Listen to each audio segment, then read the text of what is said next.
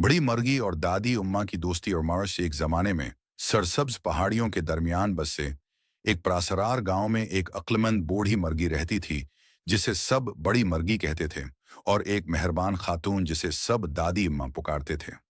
बड़ी मर्गी आम मर्गियों जैसी नहीं थी।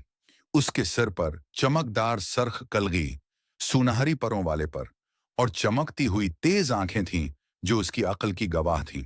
दादी उम्मा गांव के किनारे एक आरामदह झोंपड़ी में रहती थी जहां घने बागों ने उन्हें घेर रखा था। वो गोलमटोल खुशबाश खातून थीं जिनके गुलाबी गाल और दलक्ष हंसी पहाड़ियों में गूंजती थी। उनका दिल सुबह की ताज़ा रोटी की तरह गर्म था और उनकी बावर्ची खाने से हमेशा मीठे पेस्ट्री और खुशबूदार जट्टी बोटियों की खुशबू आती थी। बड़ी मर्गी को दादी अम्मा के बाग में घूमना बहुत पसंद था। वो कीड़े और बीज चगती, कभी कभी गोभी के पत्तों में छपकर दादी अम्मा के साथ लक्का छप खेलती। एक धूप भरी सुबह बड़ी मर्गी ने झाड़ियों के पीछे एक परासरार डब्बा देखा। तजस्सुस ने उसे खींचा और वो डब्बे के करीब हुई। जैसे ही उसने उसे चगना चाहा, दादी अम्मा उसके पास आ खड़ी हुई। अरे वाह, ये क्या है हमारे पास? दादी अम्मा ने पूछा। उनकी आंखों में तजस्सुस चमक रहा था।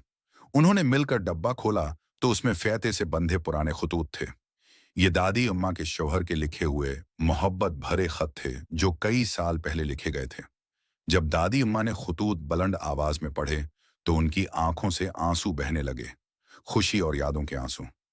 बड़ी मर्गी ने नरमी से कटकटाई और अपनी चोंच से दादी अम्मा का हाथ हल्के से छुआ, गोविया प्यार से उन्हें तसल्ली दे रही हो। आवा बड़ी मर्गी, तुम तो एक प्यारे दोस्त की तरह तसल्ली देती हो, दादी अम्मा हंसे, आंसू पूंछते हुए। इस दिन के बाद से दादी अम्मा और बड़ी मर्गी गहरी दोस्त बन गईं।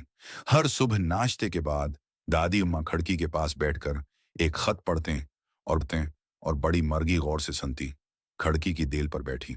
और जब भी गांव वाले दादी अम्मा की झोंपड़ी के पास से गुजरते तो वो मुस्कुराकर उन्हें सलाम करते, दादी अम्मा और बड़ी मर्गी को खुशी से उठे बैठे देखकर।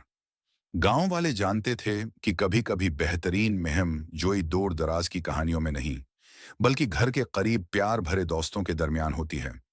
और इसी तरह बड़ी मर्गी और दादी अम्मा की दास्तान दौर दौर तक फैल गई, जो सबको दोस्ती के सादा लुत्फ और यादों की अहमियत की याद दिलाती रही। और यूं ये कहानी हमेशा के लिए लोगों के दिलों में बसी रही।